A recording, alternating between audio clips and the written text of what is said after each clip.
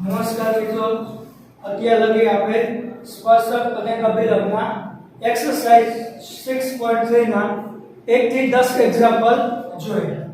હવે આપણે આગળ જોશું એક્ઝામ્પલ નંબર 11. તેમાં પણ આપણે સ્પર્શકના સમીકરણ વિશે વાત કરશું.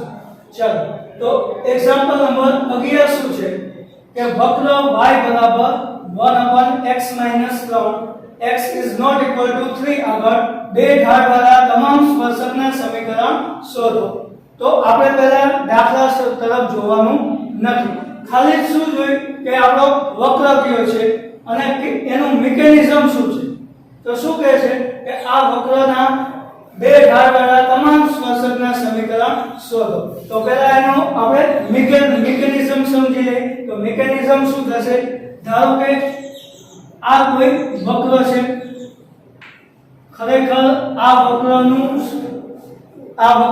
આ રીતે આપેલો નથી, આ આપણે ધાર્યો છે આપણી રીતે કે કઈ રીતે હોય. આપણે આ મનમાં ધારવાનો છે આપણી રીતે. આ વક્ર છે, આ જેવી સમીકરણનો આ વક્ર નથી, એ ખાસ ધ્યાન રાખવાનું છે. આ આપણી જાતે કોઈ પણ વક્ર દોરી શકીએ જે આપણને સહેલું પડે સમજવા માટે. તો આપણે આ એક વક્ર લીધો, એના કોઈ એક બિંદુ આગળ શું દોર્યું, સ્પર્શક દોર્યો, અને આ શું થયું આપણું સ્પર્શ બિંદુ, એ વક્ર પરનું બિંદુ. ધારો કે એ છે x0 y0. ચાલો તો આ વક્ર છે, એના એક બિંદુ આગળ આપણે શું દોર્યો છે, સ્પર્શક દોર્યો છે. તો આ વક્રનું આપણે વિકલન કરશું એટલે આપણા સ્પર્શકનો શું મળશે આપણને, ઢાળ. અને એમાં x0 y0 મૂકશું તો x0 y0 આગળ આપણને શું મળશે, આ સ્પર્શકનો ઢાળ મળશે. અને અહીં આપણને સ્પર્શકનો ઢાળ કેટલો આપેલો છે, b આપેલો છે ઓલરેડી. તો આપણે આ સ્પર્શકનો ઢાળ શું લઈ લઈએ, m બરાબર 2 લઈ લઈએ. તો ચાલો અહીં શું થયું કે આ વક્રનું વિકલન કરવાથી ને સ્પર્શકનો ઢાળ મળે છે અને ડાયરેક્ટલી આપણને સ્પર્શકનો ઢાળ 2 આપેલો છે. તો બંને કેવા થશે, સમાન જ થશે. સ્પર્શકનો ઢાળ આપી દીધો છે અને વક્રનું વિકલન કરી છે તો એ પણ સ્પર્શકનો ઢાળ જ થશે. તો સૌપ્રથમ આપણે જે આપણા વક્રનું સમીકરણ છે એનું શું કરશું, વિકલન કરશું. તો ચાલો આપણું સમીકરણ શું છે વક્રનું, y બરાબર 1/x - 3. એનું આપણે x તરીકે વિકલન કરી એટલે શું મળશે, dy/dx બરાબર -1/x - 3 નો સ્ક્વેર. આ વક્રના સ્પર્શકનો ઢાળ મળી ગયો, દરેક બિંદુએ મળી ગયો. પણ આપણે એક્ઝેક્ટ કયું બિંદુ લીધું છે, x0 y0. તો x0 y0 આગળ આપણે સ્પર્શકનો ઢાળ લખીએ.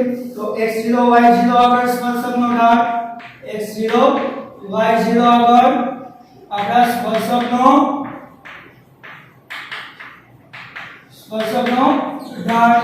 ચલો એ શું લખશું, dy/dx કયા બિંદુ આગળ, x0 y0 જે આપણે ધારેલું છે. કેટલું થશે, -1/x0 - 3 નો સ્ક્વેર. સ્પર્શકના સમીકરણમાં x ની જગ્યાએ શું મૂકી દીધું, x0.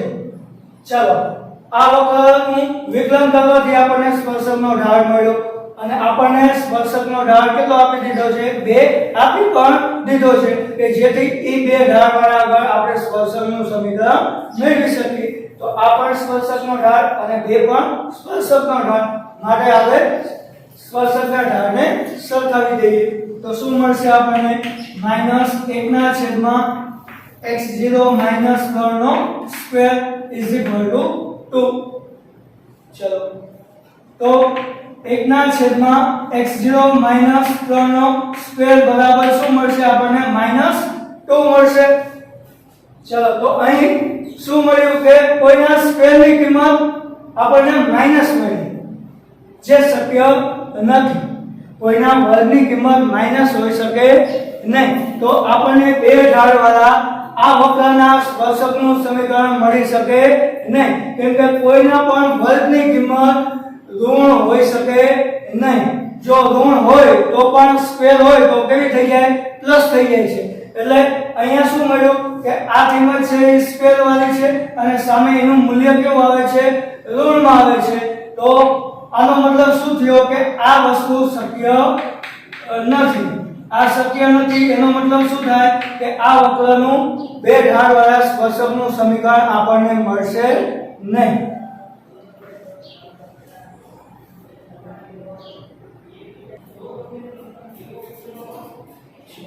હવે આપણે આગળનું એક્ઝામ્પલ નંબર 12 જોઈએ.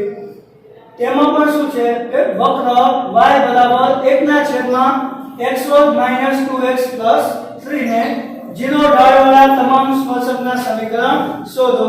તો આનો પણ મિકેનિઝમ આપણે આગળના દાખલા જેવી રીતે જોઈ શકીએ કે કોઈ વક્ર લઈ લઈએ. આપણે ધારી કે આવો કોઈ વક્ર છે. આપણે અત્યારે એવું ધારશું કે આનો જ વક્ર આ છે. આ વક્ર છે એનો કોઈ એક બિંદુ આગળ આપણે શું દોર્યો છે? સ્પર્શક દોર્યો છે. એ બિંદુ લઈ લઈએ આપણે x0 y0. તો x0 y0 આગળ આપણે આ સ્પર્શક આ વક્રનો દોરેલો છે. અને શું કહે છે? આ વક્રને 0 ઢાળવાળા તમામ સ્પર્શકનું સમીકરણ મેળવો. તો આ સ્પર્શકનો ઢાળ આપણને ઓલરેડી કેવો આપી દીધો છે? 0 આપી દીધો છે કે જેથી એ 0 ઢાળવાળા સ્પર્શકનું સમીકરણ આપણે મેળવી શકીએ. તો આમાં કેવી રીતે થશે કે વક્રનું આપણે વિકલન કરશું. વક્રનું વિકલન કરીએ એટલે શું મળે આપણને? સ્પર્શકનો ઢાળ મળે. અને સ્પર્શકનો ઢાળ ઓલરેડી કેટલો આપી દીધો છે? 0 આપી દીધો છે. તો બંને કેવા થયા? સમાન થયા. બેને સમાન થયા તો બેને શું કરશું? સરખાવી દેશું. એના કારણે આપણને શું મળવાનું છે? આપણું સ્પર્શ બિંદુ મળવાનું છે. સ્પર્શ બિંદુ મળી જાય તો આપણી આગળ ઢાળ તો છે જ ઓલરેડી. તો ઢાળ અને સ્પર્શ બિંદુ એટલે કે બિંદુ મળી જાય તો રેખાનું સમીકરણ મળી જાય. રેખા એટલે આપણો શું થયો? સ્પર્શક થયો. તો ઢાળ બિંદુ સમીકરણ ઉપરથી આપણા સ્પર્શકનું સમીકરણ મળી જશે. તો ચાલો આપણે શરૂઆત કરીએ. તો આપણા વક્રનું સમીકરણ પહેલા શું છે? y બરાબર 1/x² - 2x 3 જ્યાં x. ચલો હવે આનું આપણે શું કરશું? x પ્રત્યે વિકલન કરીએ. તો dy/dx શું થશે? -1/x² - 2x 3 નો સ્ક્વેર. ચલો પછી કેનું થશે? x² - 2x 3 નું એનું શું થશે? x² નું 2x -2x નું -2 અને 3 નું કેવું થશે? 0 થશે. ચલો તો dy/dx એટલે સ્પર્શકનો ઢાળ આપણને શું મળશે? માઈનસ. બે કોમન કાઢી લઈએ તો 2x - 1 રહેશે છેદમાં x1 - 2x 3 નો સ્ક્વેર. ચલો આ સ્પર્શકનો ઢાળ એટલે કે દરેક બિંદુ આગળ આ સ્પર્શકનો ઢાળ આપણને આ મળશે. આપણે ક્યાં જોઈ છે? x0 y0 આગળ એટલે એની આગળ આપણે સ્પર્શક દોરેલો છે. તો આપણે x0 y0 આગળ સ્પર્શકનો ઢાળ મેળવીશું. તો ચાલો x0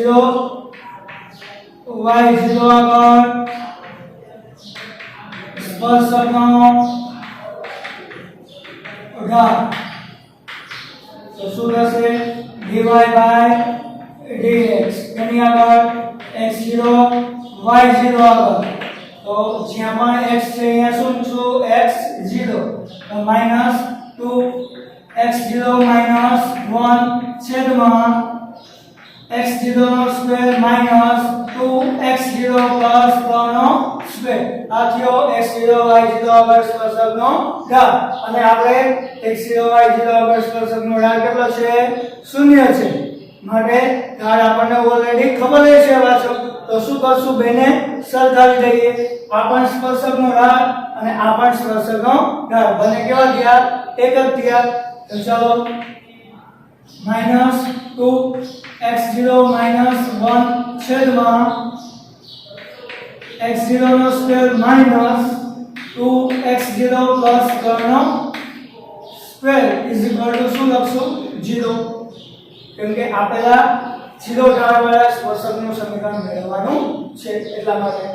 ચાલો આ છે એ 0 આરે ગુણાકારમાં જશે એટલે શું થઈ જશે? 0. તો શું મળશે? -2 x0 - 1 બરાબર 0 પછી -2 પણ यहाँ 0 આગળ જઈને શું થઈ જશે 0 થઈ જશે માટે x0 - 1 બરાબર શું મળશે 0 તો x0 બરાબર શું મળશે આપણને 1 મળશે ચલો x યામ સ્પર્શ બિંદુનો આપણને મળી ગયો છે હવે શું કરવાનું क्योंकि x0 y0 બિંદુ તો કોના ઉપર હોય ક્યાં દોરેલું છે વક્ર ઉપર જ લીધેલું છે ને તેમાં જ આપણે અહીંયા શું દોર્યો છે સ્પર્શક દોર્યો છે તો x0 y0 બિંદુ શું કરશે આપણા વક્રના સમીકરણનું સમાધાન કરશે ચલો તો x0 y0 બિંદુ ક્યાં છે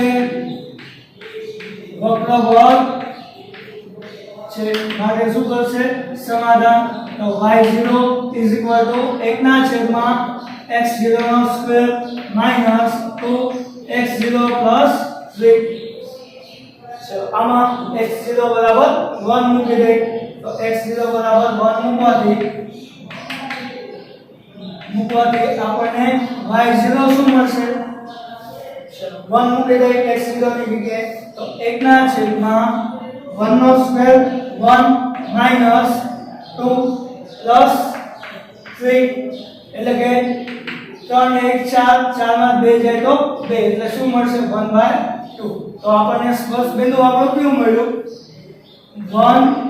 1/2 અને ઢાળ કેટલો છે 0 તો 1/2 બિંદુ અને 0 ઢાળ વાળા સ્પર્શકનું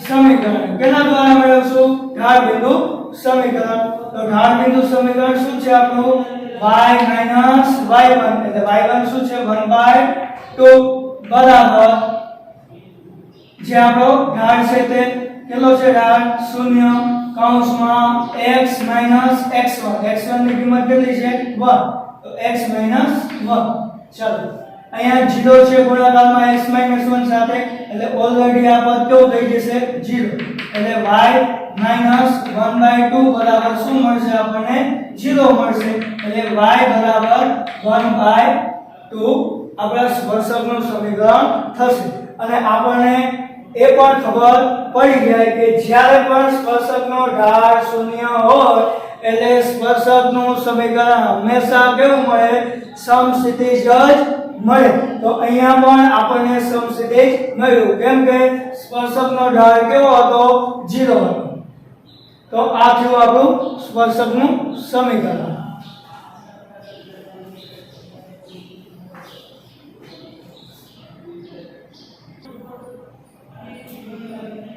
હવે આગળ આપણે એક્ઝામ્પલ નંબર 13 જોઈએ તો તેમાં શું કહે છે કે વક્ર x2 ભાગ્યા 9 y2 ભાગ્યા 16 બરાબર 1 ના જે બિંદુ આગળના સ્પર્શકો x અક્ષને સમાંતર હોય અને y અક્ષને સમાંતર હોય તે બિંદુના યામ શોધો એટલે કે આ વક્રના જે સ્પર્શક છે એ પહેલા કેવા હોય x અક્ષને સમાંતર હોય અને y અક્ષને સમાંતર હોય તો તે બિંદુના યામ શોધો તો એના માટે સૌપ્રથમ આપણે જોઈ લઈએ કે કોઈ પણ વક્ર કોઈ પણ રેખા છે એ x અક્ષ અને y અક્ષને સમાંતર હોય તો જો x અક્ષને સમાંતર હોય તો એને આપણે કેવી કહીએ સમસ્થિતિજ રેખા કહીએ અને y અક્ષને જો સમાંતર દેખાયું હોય તો એને શું કહેવાય શિરોલંબ રેખા કહેવાય તો આપણે આ જાણતા હોવા જોઈએ કે x અક્ષને સમાંતર રેખા હોય એ કેવી હોય સમસ્થિતિજ હોય y અક્ષને સમાંતર રેખા હોય એ કેવી હોય શિરોલંબ રેખા કહેવાય ચલો તો આપણે આ દાખલાનું સૌપ્રથમ શું મેળવશું મિકેનિઝમ મેળવીશું તો મિકેનિઝમ શું થશે ધારો કે આ વક્ર આપણે આ રીતનો ધારીએ કે આ રીતનો કોઈ વક્ર છે ચલો એના પરનું એક બિંદુ લઈ એ લઈ લઈશું x0 y0 ને એની આગળ શું દોરી આપણે સ્પર્શક દોરી તો આ બિંદુ છે આપણો સ્પર્શ બિંદુ x0 y0 આ છે આપણો વક્ર એ આ સમીકરણનો નથી આપણી રીતે ધારેલો છે કોઈ પણ વક્ર આપણને સમજવા માટે સહેલું પડે એટલે ખાસ આપણે આ મિકેનિઝમ જ સમજવાનું છે. ચલો આ સ્પર્શક છે તો સૌપ્રથમ સ્પર્શક કોને હોય? x અક્ષને સમાંતર હોય. આપણને કીધું છે આગળના સ્પર્શકો x અક્ષને સમાંતર હોય અને y અક્ષને સમાંતર હોય. તો સૌપ્રથમ આપણે જોઈશું કે સ્પર્શક કયો હોય, કેવો હોય? x અક્ષને સમાંતર હોય. તો આ આપણો શું છે? સ્પર્શક છે અને એ કેને સમાંતર છે? x અક્ષને સમાંતર છે. આ x અક્ષને સમાંતર છે. તો હવે વિચારો કે આપણો સ્પર્શક કયો એ x અક્ષને સમાંતર હોય તો કેવો હોય? x અક્ષને સમાંતર હોય તો સમક્ષિતિજ હોય. અને આપણો સ્પર્શક સમક્ષિતિજ હોય તો એનો મતલબ શું થાય? સ્પર્શક સમક્ષિતિજ હોય તો આગળના દાખલામાં આપણે જોયું કે આપણને સ્પર્શક કેવો મળતો હતો? સમક્ષિતિજ મળતો હતો. તો ક્યારે મળે સમક્ષિતિજ? જ્યારે સ્પર્શકનો ઢાળ 0 હોય ત્યારે. તો આપણે વિચારી શકીએ કે આપણો સ્પર્શક કયો x અક્ષને સમાંતર હોવાથી કેવો છે? સમક્ષિતિજ છે. માટે આપણા સ્પર્શકનો ઢાળ 0 થઈ શકે. તો એના ઉપરથી આપણે આપણું સ્પર્શ બિંદુ મેળવી શકીએ.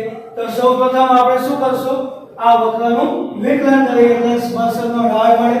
તો આપણો વક્ર કયો છે? x2/9 y1/16 1. ચાલો આનું વિકલન કરીએ તો 2x/9 2y/16 ને y નું શું થશે? dy/dx અને 1 નું સામે થશે 0.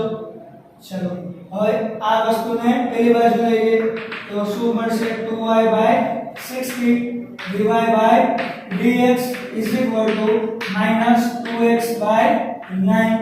चलो 2 सामे सामे कैंसिल कर नाखी અને dy/dx ને તરતા બનાવી. તો dy/dx બરાબર શું મળશે?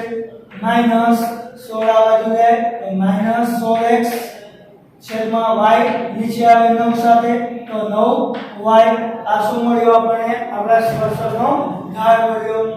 ચલો આ સ્પર્શકનો ઢાળ કોને સમાંતર છે? આપણો સ્પર્શક x અક્ષને સમાંતર છે એટલે કેવો બનશે? સમક્ષિતિજ બનશે. સમક્ષિતિજ બને એટલે સ્પર્શકનો ઢાળ કેવો હોય? 0. તો જ્યાં સ્પર્શકનો ઢાળ 0 ક્યારે હોય? કે x એમ કેટલો હોય? 0 હોય ત્યારે.